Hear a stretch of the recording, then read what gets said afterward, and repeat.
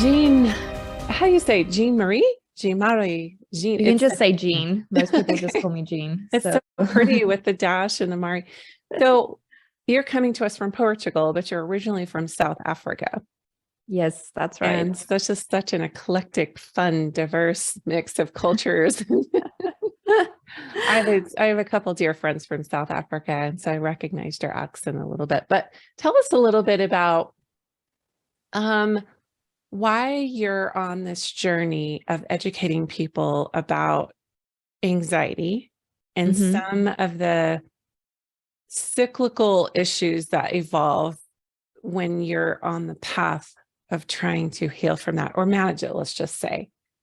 Yeah. How this came up for you. Why is this up in your life as your path?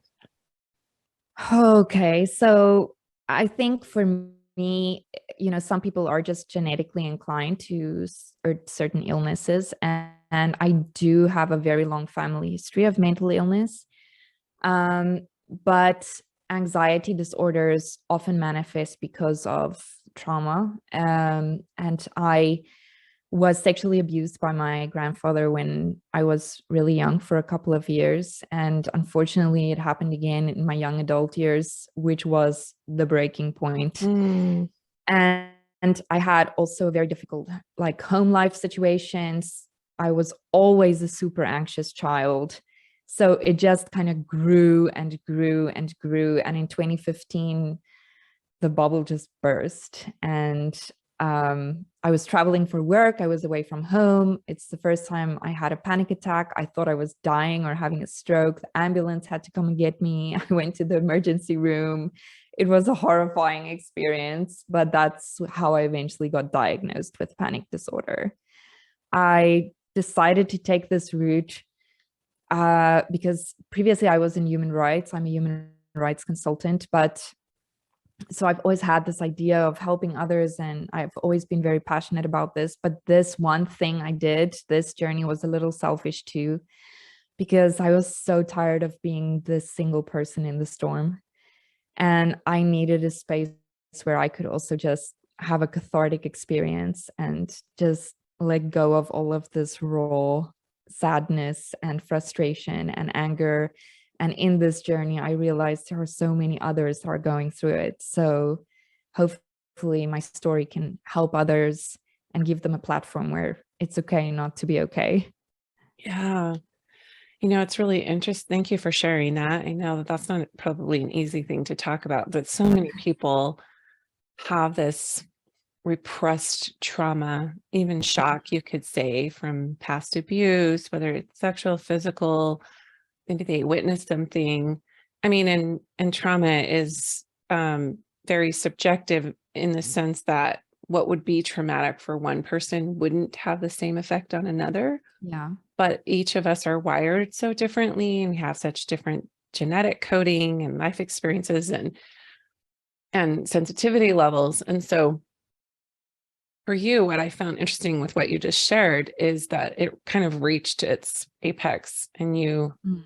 thought you were dying, which is Yeah. usually a path of awakening or initiation to an awakening. So what I see with a lot of people who are having these quote unquote breakdowns or, their first panic attack, you could just say, it's kind of their gateway into Mm. now really healing it because their body is just kind of saying, well, I've had it. So I want to let you know that I need you to look at a couple of things because Mm. it's too heavy. Yeah. And so sometimes people will think that they just, that there's just something so wrong with them. And we're going to go into that shame piece, right? Yeah. There's something so wrong with me, but actually like your body was doing such amazing work for you for all of those years Mm.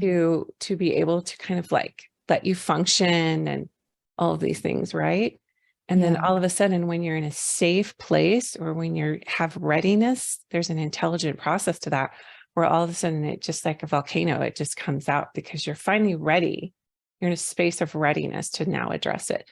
So, Mm. so tell us, kind of walk us through those initial, because I know sometimes this can be such a long journey for people Yeah. especially because I have an older sister who the same thing, like she had all this stored trauma, and then all of a sudden one day she just had after a divorce, at a divorce with an abusive husband, she had just bottled up everything in her whole life until like held it all together really in that marriage. And then as soon as they divorced, she had all these things come out, and convulsion like panic like Yeah. disorder. And um I share this with her permission, but it was shocking for all of us because this was like mid 90s maybe, Mm. and there just wasn't the awareness around this that level of repressed trauma showing up as panic. Yeah. And I before you answer, I just want to say also to our listeners, like, just if you do have panic, it doesn't always mean that you have had a severe trauma. Mhm. It might mean that there's generational trauma, like at the epigenetic level that you're processing through your family line. Or it could just mean that there's another underlying, it doesn't mean that you have to go back into a deep, dark, deep dive into your past to see what trauma there is. We all hold varying levels of a breaking point, if you will, but we've Yeah. all experienced our own trauma. So yeah, so take us back to your journey once that was revealed. I mean, I'm sure you're at the hospital, they told you, what was Yeah. going on. How did that sit with you? What was your initial reaction to that? Well, I didn't really find out I had panic disorder until a couple of months later because when I was brought into the ER, I was in such a state of distress. The doctors were convinced that I had taken some kind of drug and I was like overdosing or high or something. So they just kept screaming at me, like, you have to tell us what you took. You have to tell us what you took so we can help you. And Wow. and I'm trying to just in my mind space survive. I have my whole life flashing in front of me. I mean, I'm a 2-hour flight from home. I don't have my phone with me. I have nobody to call. Mm. So after that happened, obviously all the tests ensued. Oh no, you have a heart problem. You have to do all of these tests. No, we think it's something with your stomach. You have to swallow a camera. And so I went through so many tests and so many hours and days of just wondering, am I ever going to be normal again? And then all of a sudden it all went to, okay, you have anxiety. And I was like, what? You just put me through all of this. I literally nearly died. And now you're telling me I have anxiety. Like, I am literally a mentor for in my life. Like, that's what I do for my job. And I talk about these things, and now you're telling me I have it. It's It's so impossible. funny. It's like your soul kind of orients you to that before you have awareness that that's Yeah. your path. It's cloaked in what you've walked through, Yeah. right? Yeah. So I had a really hard time accepting it because you have to understand like what your body goes through and what your mind goes through when you're having these panic attacks. And at this stage, I was having rolling panic attacks. So I never had off moments.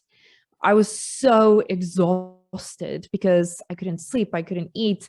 I would have this wave of panic come and it would subside a little bit, and the wave of, and it was just continuing and Mm. continuing.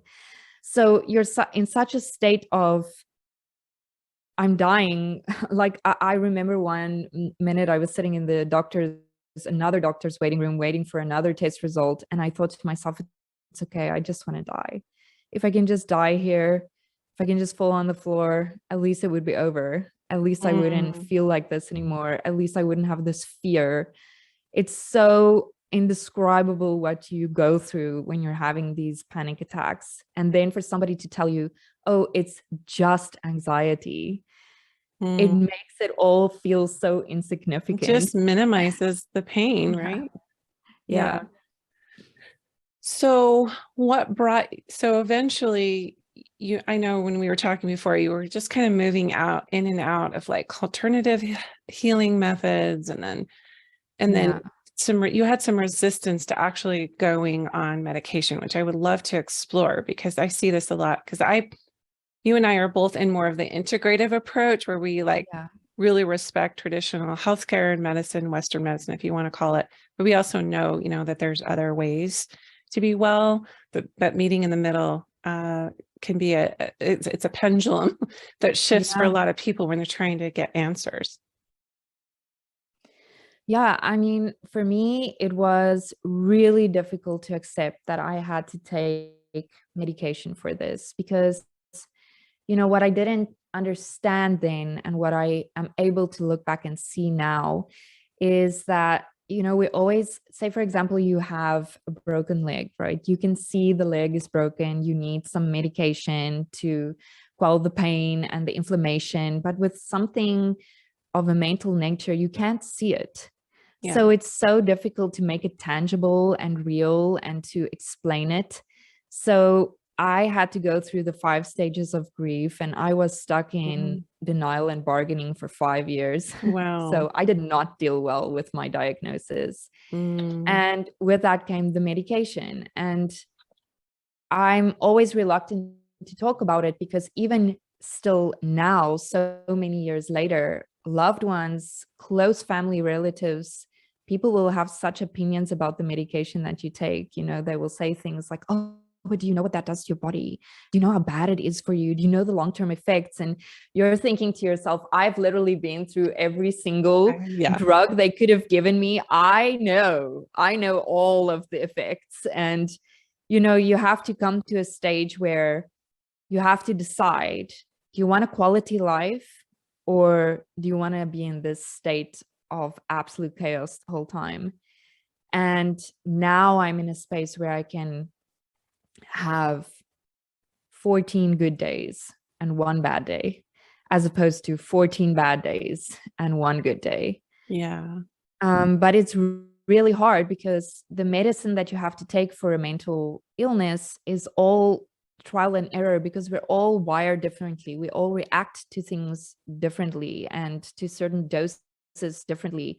So they try and give you what would be the least horrifying, but it doesn't always work out that way. So I had such bad side effects from some of the medications. And the problem is that it takes 2 weeks to get into your body.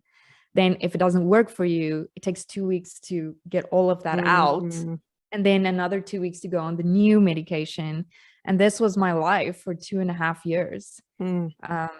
It was really, really hard. So that's my journey with medication. And that's why I get so upset when people have such big opinions about it, because you don't know what it feels like. Well, usually they're just projecting their own fear onto that, like you, or onto the person.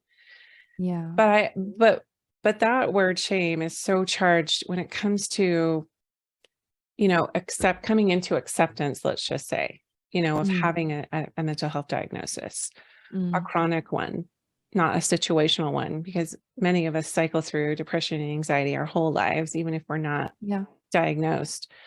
It's just the nature of being human. But when you receive a diagnosis, there's some stigma attached to that. There's some shame attached to that. And one thing that I found, and I'm sure you have too, is we cannot heal with the energy of shame. We're trying, we receive a diagnosis and then we instantly feel shame, like broken or judged or wrong. And then you go, because my diagnosis was dysthymia that I was given in my late adolescence. It's just a chronic, low-grade, mild depression. And I've lived with it my whole entire life. I've broken free of it, I will say, in the sense that, it was just like having like a film or a cloud over me since I was a little girl. So I didn't know any different. Right. But I remember just feeling like, oh, I'm fundamentally flawed. Like I'm going to have to, quote unquote, fight this my whole life. For me, I had to release the shame. I had to make friends with this foe or this, because there's a difference between like saying I am depressed versus I have depression in me. So I had to disidentify with the label or the disease of it and just say, I have a tendency towards dysthymia. That's not who I am. Were you able to, because we can't heal with shame, right? So I know you've been on this beautiful healing path. Like you definitely have overcome so much of this. And even without even with the medication or without the medication, you still had to come to a place where you were like, I am not this. I Yeah. am not this anxiety. This is just what I'm experiencing. Yeah. For me, I tried really hard to get to that place, but it didn't work for me because I was having continuous relapses, even trying to think that way. But I have to just preface that by we all heal in different ways. And Yes. it's really important that you see what works for you. What worked for me was accepting that this is really such a beautiful gift that has been given to me, because with all the bad comes a lot of good, because the panic disorder makes me unbelievably sensitive and perceptive. And that gives me a really good business mind, because I'm able to really discern what people are thinking, how are they acting, why are they acting that way. And, you know, that's something that not everybody can do. We all have different talents. And also just being able to be more intuitive with others, you know, to see when they're in pain or when they may need my help. And I think that's why I had such a successful career in human rights, because I was always led that way and it just always came so naturally to me. But the flip side of that is that I do have this anxiety that comes with it, and that puts me on that edge a little bit more than it would somebody else. Yeah. And I've just learned to accept that these are both parts of me. And as long as I can do my best, only my best, to balance the two, we can live together in harmony. I love that you reframe it as a gift. Like, this is the gift that comes with that. You have enhanced Yeah. sensitivity. You have heightened intuitive abilities. You're more attuned to the needs of humans. You always have been. You've had that human rights activism gene in you, but now it's now that's just enhanced and magnified those gifts you already had when you got real with what was Yeah. going on. I think kind of where I was going with that is when we resist what Yeah. already is, that's when we experience more of the pain, like we prolong the pain. You know, there's that saying, what you resist persists. So when I It's so made true. friends with it, and I'm like, I could either just like keep fighting this inside of me, or just be like, thank you for what you're teaching me. Very similar to what you're saying. Thank you for what you're teaching me and showing me. And it's so true what you're saying, because in my previous life, I was in the legal profession, which is a very, you know, you either on the bus or off the bus. There's no in between. And when I was diagnosed with panic disorder, I remember the first thing I told my husband is, no one can know. We cannot, like, everything else was wrong with me except that. Like, Yeah. I don't care if you have to tell somebody that I broke a leg or what, but we cannot do, we can't say anything. And also in that kind of profession and that corporate kind of environment, it's not very conducive to admitting something like that, because then you're lesser than, or you're not as capable as. So I was dealing with hiding that for such a long time. And I was dealing with hiding my traumas for such a long time. And if I look back on it now, all of these projects that I undertook with all of these communities that I worked in, I was always trying to heal my pain through what I was doing to try and help them. And I'm very proud of that, because we did wonderful work, but I never took time to look at me. I totally hear that. And I think this is sort of another generational issue, is taking the big time out, especially women. We're so relational, care so much. We have these projects, we have these relationships we want to nurture. And often the last place we go is within, to really meet our own needs. And I know you have some pretty strong opinions about self-care, which I love. You're like, you get so frustrated with it. Share with us a little bit about why that is. I mean, as part, just as part of life, we have so much how-to advice. You know, we have such a plethora of self-help on all aspects of life. One says you must do A, while the other one says you can absolutely not do A. And not everything has to be so complicated. And especially when you have an anxiety disorder, and you're a perfectionist, you try so hard to do the right things and do it the right way. And Yeah. then you've committed all of your energy to it and you make a mistake and you falter a little bit and you feel so down on yourself because somehow that was your fault and you were supposed to be positive or you were supposed to be doing this. And I don't think self-care should be that way. Self-care to me is just, loving others enough to love yourself. That's all it is about. It's about sharing your energy with other people. And if you care about that, you will care about your own wellness, because when you're well, you share good energy. And when you're not, it projects on others, especially if you have a family and a home life, you can see it in your kids and your husband.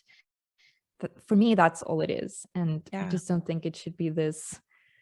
It's like, you have to do this. And then This in roadmap. 3 months do this. And then, Yeah. next year that's going to shift. Right. Yeah. I love what you're saying. There is no like golden ticket to self-care. There's no right way. Mm-mm. It's love, like you're saying, it's the energy of love. It's going back to shame. Just like you can't heal with the energy of shame, you can't heal.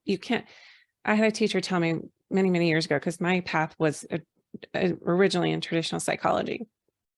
And I worked in clinical settings as a counselor and other things. And one of the things that I heard a really astute practitioner say that has stuck with me all these years is that any offerings to the body that are not done with the energy of love, the body will reject. Yeah. So whether you have a bad counselor or a bad caregiver, and I say bad loosely, but I just mean like they're giving the energy that's not offering you love. It's coming from judgment. Sensitive people like us, we will pick up on that.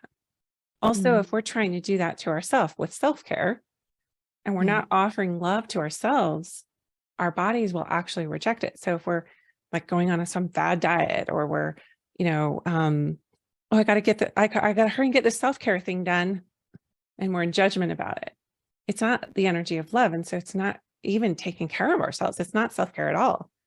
So No, what you're it's saying, torture.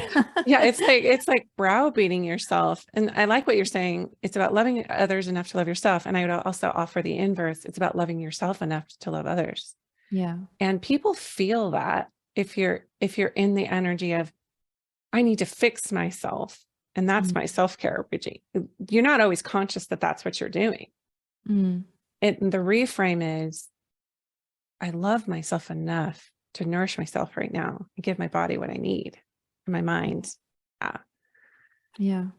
So one other thing that I love that you talk about is how important it is to have regrets. And this maybe falls into the perfection trap that you referenced earlier, but so many people, say, and so many books will tell you that it's the worst thing to get stuck in regret. And again, everybody has their own journey. So please, I'm not saying that it must work for you. But I mean, even if you look at the greatest songs in history, like Regrets, I have a few, No Ria de Ria. It's all perpetuating this idea that we shouldn't have regrets. But to me, it's so integral to who I am right now. I have to sit with those things. I have to acknowledge that it happened, that there may have been a better way I could have done it, or that I'm looking at it the wrong way and it may not have been my fault. But these regrets have taught me so many lessons. And if I didn't make those mistakes, I wouldn't have known to change my behavior or to do something differently. So I need to be in a space where I can make space for them in my life as well, and invite them in to a healing, loving presence, and just sit with that and be thankful for that. yeah. Trying to not think about it or forget about it because it's something I can't change, that for me makes it worse because it's something I'm repressing. Yeah. So let me ask you this. When you really look at anxiety for you, okay, because I know, like you said, every one of us are wired so differently. What do you think is your root cause? Or maybe have you deconstructed it enough, or worked with a therapist enough, or Like, what do you think? And maybe it's many things, I don't know, but I know everyone has their own realizations with this, right? And it's so different.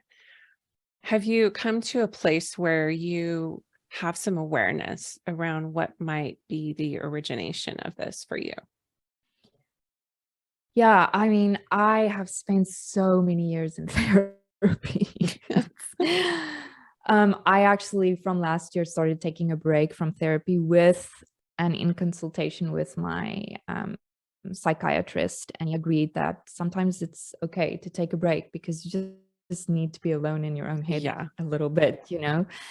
But yeah, for me, definitely 100% a big part of that was my abuse story and all of the feelings and the shame and the regret and the doubt and the would haves and should haves that come with that.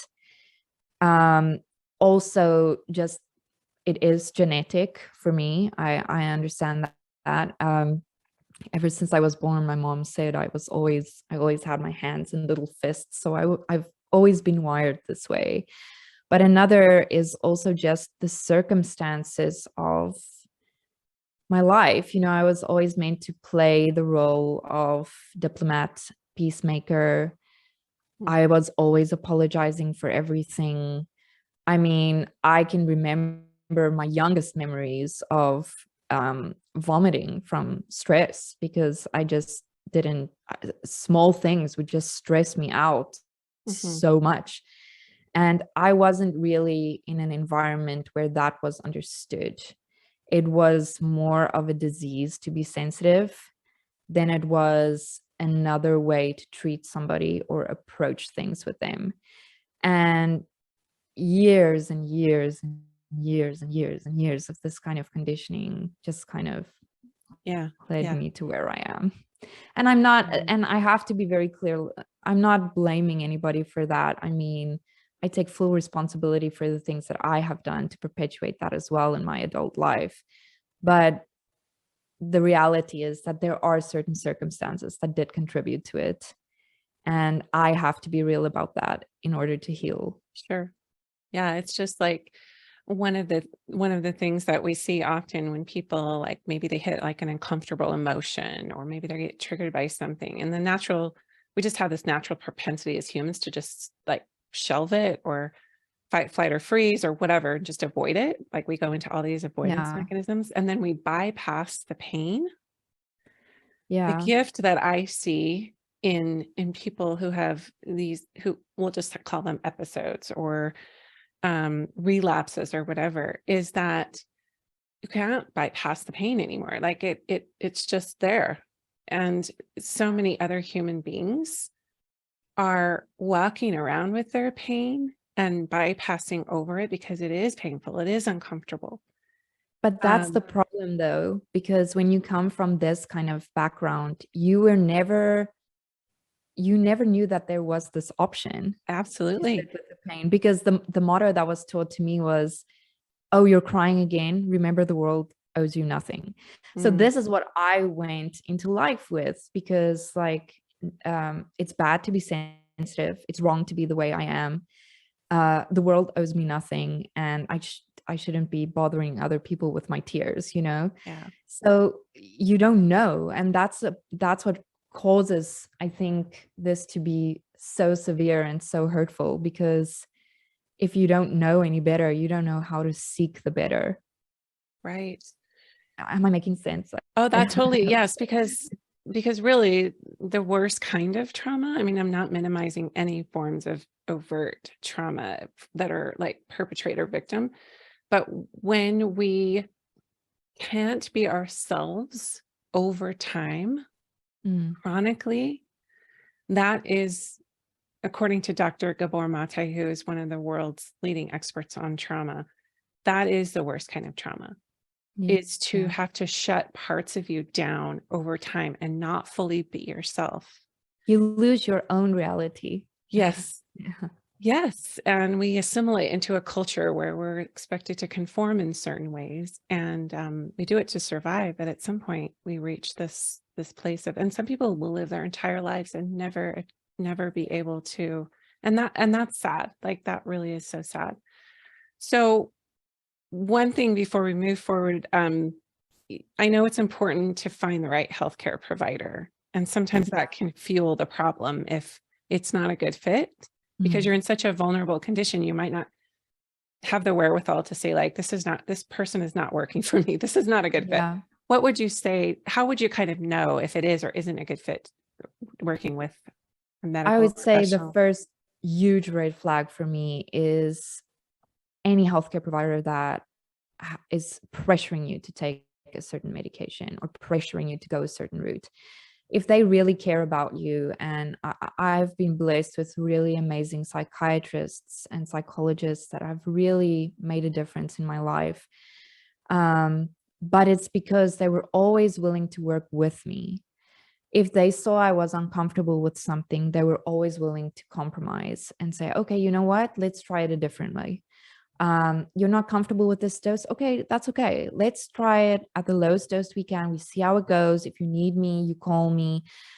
But unfortunately, not all of them are like that. So if you feel pressured, I would say for me, that would be a red flag. It's one of the most, like you're saying, the vulnerable spaces that you can be. And at the end of the day, even though they're trying to help you, you're putting that medication in your body. You're the one with the side effects. Your family is the one living with you and all the side effects that it brings. Exactly. So, you know, they have to be able to, they have to care about you and about And your you have to, journey. like that love we were talking about, if that offering isn't done from a place of compassion or love, then you Yeah. shouldn't be in that relationship. And you have and I think that's what we forget sometimes. Like, you have a right to say no, even if it is a doctor and even if it is a psychiatrist. You have a right to say, you know what, I want a second opinion, and you have a right Yeah. to go and look for that second opinion. Same with a Absolutely. therapist. You know, you're spilling your guts to this person that you don't even know. If you don't feel comfortable with them, you have a right to look for another therapist. You don't have to take this journey with somebody that you feel uncomfortable with. I would just say that, just be conscious that you do probably need some healthcare guidance, and you should seek that, you know. And if it's a good healthcare provider, they will almost always point you to the holistic options that you have to consider for mental wellness as well. I mean, that was a huge part of my recovery plan. Yeah, let's So go into that. Let's look at some actionable, practical. Maybe you have like a certain daily ritual, or maybe you have something that you do every so often just to be in in a space of nervous system regulation. So, what mhm, are some ways that you've worked and found kind of your sweet zone of, like, this works for me, and this, I'm going to keep doing this? yeah. So I would say that first 5 years when I was stuck in that kind of Mm, hamster wheel, it was really difficult for me to apply the holistic things, because if you're in that state of panic and somebody tells you to meditate, I mean, that's a feat that's that just is not, no, absolutely no. impossible to commit to. Or to be mindful and, you know, take a shower and really feel the drops on your skin. Like, it was so far out of my mental reach at that time. It was so frustrating. It was doing me more harm. So my first step was, I had to completely, for me, break apart. That's what happened 3 years ago. And my life came to a complete standstill, and I had to make really difficult decisions. Like, am I going to do this or am I not going to do this? Am I going to commit to it or am I not? And that's where actually my frustration with self-care was born. If you're in that situation, you cannot commit to 15 minutes of meditation or taking 30 minutes to yourself per day, because your mind doesn't work that way yet. So you have to do really small things that are doable for you, because those are the things that you can start building on, and that can start feeling like you can accomplish it, you know. Mhm. Like 1 minute of grounding exercises a day, or even if you combine a couple of 30-second intervals a day where you go outside and walk, or you just sit outside and stare into space. Like, do really small things that you can accomplish. Don't commit to really big things, because those small things become the big things. Now I'm able to meditate for long periods of time and I love it. Mm. But I wouldn't have been able to do that in the beginning. And just to recognize Well, also that, I just want to offer that too. Like when you are in a trauma response, your higher brain functioning shuts down completely. yeah, Reading, assimilating knowledge, like you said, trying to meditate, it does not work. They call it monkey brain. I know that's a horrible expression, but like you're literally in a state of absolute survival. mm, It's just difficult to even try to do something consistently. mm, Um, it I is. personally have had like when I had memory surface and different things, I had what you're speaking of. It wasn't a long time, but I have compassion on it because I used to judge people that went into that place, but until it happened to me. And I'm Mm, like, all my tools, all my things I've learned over the years, everything, because this happened in my late 40s, I'm like, nothing worked. yeah, Nothing worked except one thing. And it's the only thing I could think to do. And that was to breathe. That's it. yeah, And I did use my essential oils, just like I didn't do any kind of ritual with them. I just grabbed the bottle and smelled it out of the bottle. And that helped me get into my body. But yeah, I'm curious, like, was there a maybe like a shift, or I don't know what I want to call it, maybe like a turning point yeah. where it finally went out of the fight, flight, freeze trauma response into, okay, now I can start to manage with these certain things because these things work.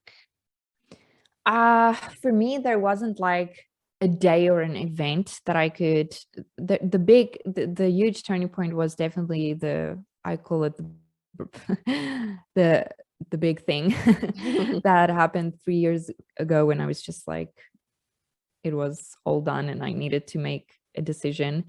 But I would say for me, it was just in the beginning, I said to myself, just focus on surviving, because you feel like you're dying all the time. So, and it's really, you really do. And I just focused on surviving. And then a couple of weeks later, I was like, okay, focus on breathing. And I focused on breathing, and okay, focus on getting back into some kind of exercise routine. And I did that. And it's like a garden that you keep nurturing, like it's a dead piece of land in the beginning.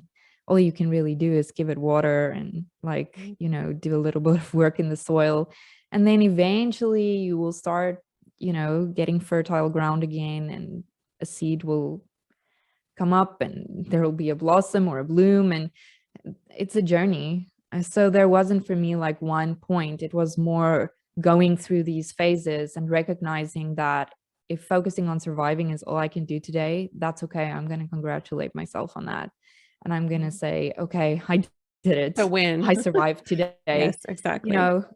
Because, and also a big thing that held me back from healing was the guilt and the self-criticism I put on myself when I relapsed, especially when I felt I was trying really hard. I was taking my medication. I was then in a space of meditating. I was doing everything they were telling me to do, eating the right diets and everything. And I would still have panic attacks. And then I would be so down on myself, because then I would think, how can this be? I'm doing everything right. Why is this still happening to me? Mm. And shifting my mind from understanding that, you know what, this used to happen every day, several times a day. Now it happens once a week, and now it happens once a month. So rather just accept, hey, today was a bad day. I had a bad day. Tomorrow's another day. And know that this month you had, 20 good days and 10 bad days. And your baseline state changes, right? So the bad Yeah. day that you have isn't the same as the bad day you had 3 years ago. Yes. And I think that's important for people to realize, is that when you do these small incremental baby steps, it actually is like, and I hate to keep using this analogy because it gets overused, but putting deposits in a bank account until finally you have like a stable balance and you're able to draw from it when you do have a bad day. can draw from those reserves because you've done the incremental small steps. So you now know that mindfulness is a piece of this. So let's come back to the integrative piece. You have the medication. You also realize that that was a brace to get you to where you could, come back into, consciously regulating and managing anxiety. So what have you found that really works for you now that you do on a regular basis to kind of keep yourself in a good state? So this is the part that I said I rather accept that my anxiety is a gift because it comes with gifts, and the part that I can be intuitive, I've learned that it's really, really easy for me, or it comes really naturally for me to listen to my own voice if I open myself up to that. And ever since I've done that, my life has changed because I'm still not somebody that can commit to, okay, every day I'll do 15 minutes of meditation and every day I'm going to do this and this and this, because my anxiety levels change. It's just the way it is. So I rather take 30 seconds, 45 seconds to go within and ask my body what it needs. Sometimes it just needs me to sit outside on the grass with bare feet and just be in earth. Sometimes I just need to sit on the swing and stare into space, and that's meditative to me. Right. Or working in the garden, that's meditative to me. It doesn't have to look like yogi pose and doing Sure. The only way it needs to look is the way that makes you feel better. Everyone get off social media on ways that you should be doing self-care, because is not. For me, music has been probably my music and essential oils together, just because of the sensory aspects of both of them, have been my mainstays to kind of ground me back into number one, not bypassing the emotion. If I usually match, and I know this may be a little bit controversial, but if I'm angry, I'm not putting on calm music. I'm putting on angry music because I want to match the energy so I can climb into it and do that. But if I feel out of control, of course, I'm going to, I'm going to remove myself and I'm going to calm and do those things. But again, something's triggered that. So I need to honor that I'm not in my higher functioning brain when I get triggered. And I need to go in and match the energy of it and meet it where it's at and not resist and fight it. Sounds like you're doing that same thing too, because you've accepted that meditation comes in many forms. You could even say your life is a meditation. Exactly. You just have to do it the way that works for you, because my big thing is I cannot do anything that makes me feel like I failed at something, because that causes a snowball effect for me. So whatever I do and however I approach it, it needs to be in a way where I can feel like I've done my best and I've accomplished it. But setting myself up for failure is not moving my chip forward on the board, Yeah. And I want to, before we close out, I want to circle back to when I had asked you about what your thoughts were around like root causation or whatever. The reason that I asked you that is because, a lot of people like you, and I would put myself also in this category, we are bridges to heal family lines where these things have perpetuated in cycles for multi-generations. Like this, we finally have enough awareness on the planet. Like we incarnated at a great time where there's tools, like all these things, in healthcare and the holistic space.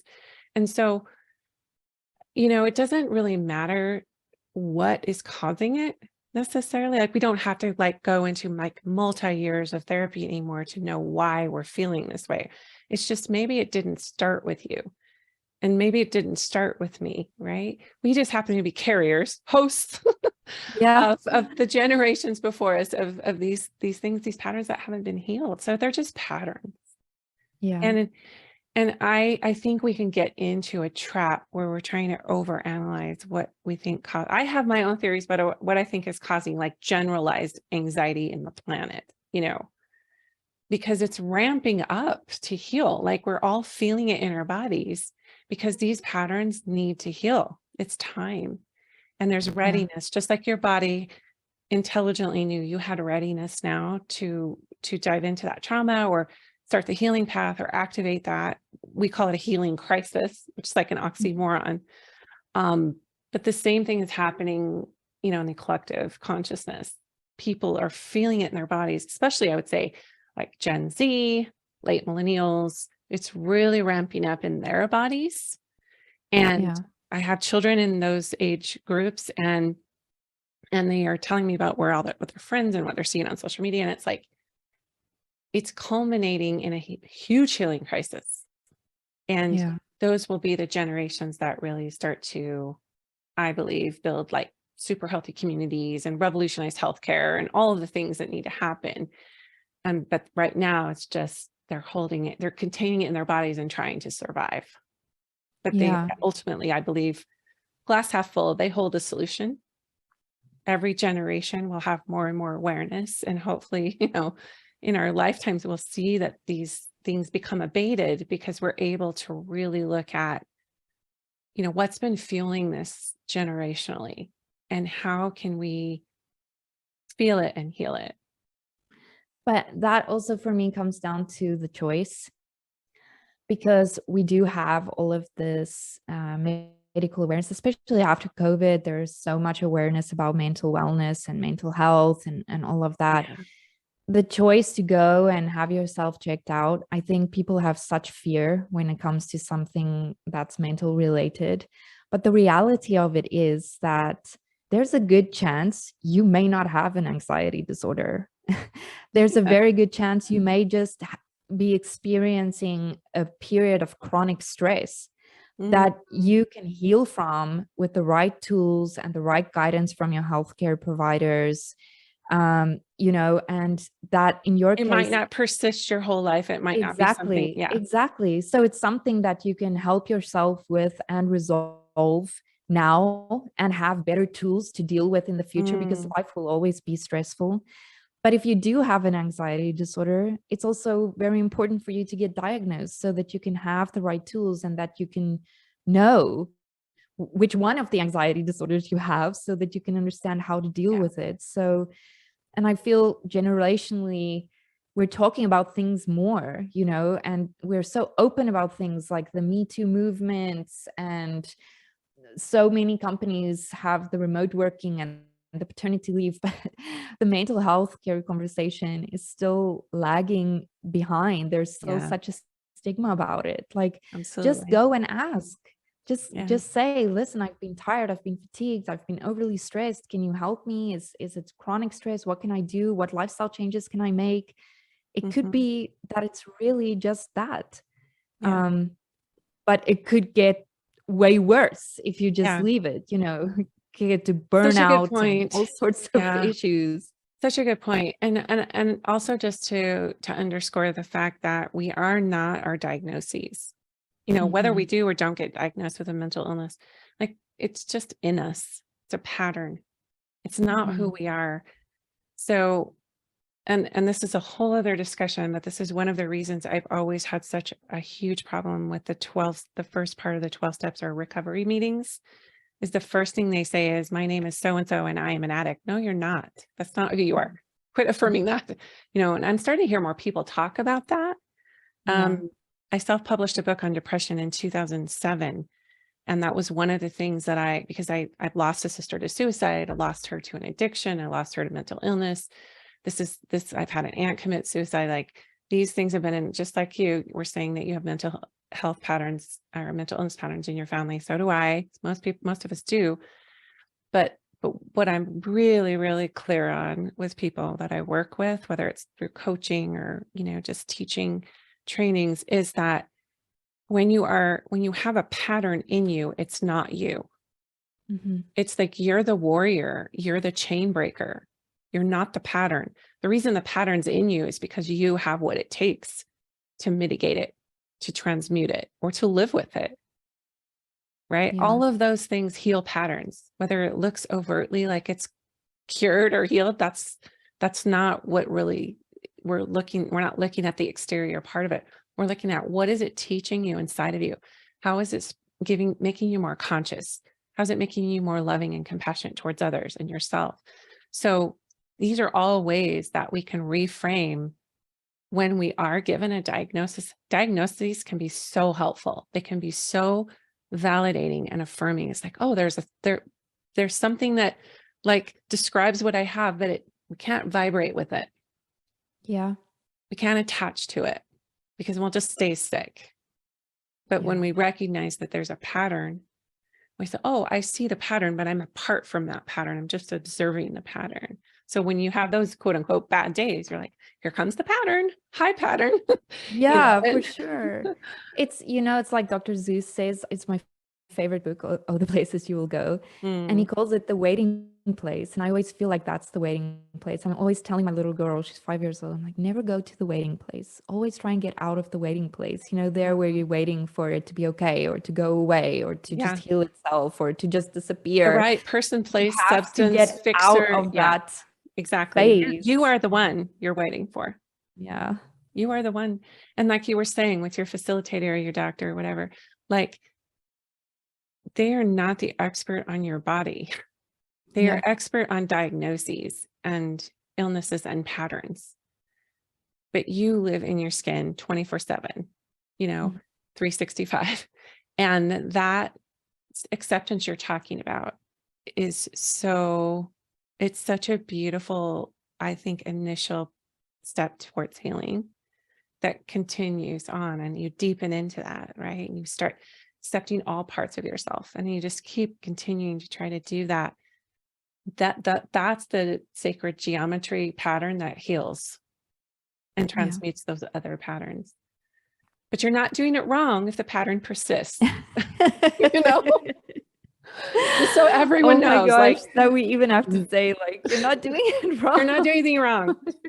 Well, thank you so much, Jeanne. This was good for me to talk through, because I do have a lot of these patterns that live in me and live in my family members and my dear friends and everyone I know, basically, that come up in my coaching practice and in my work with women specifically, that because we are, again, we're culminating into a planetary healing crisis, and it's good.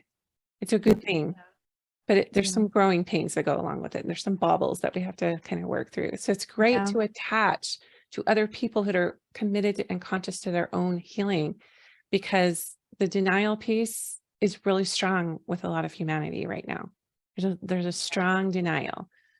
So where can people find you online? And I know you have a special offer for our listeners, because you have a whole other thing you play in with amazing skincare for sensitive, dry skin.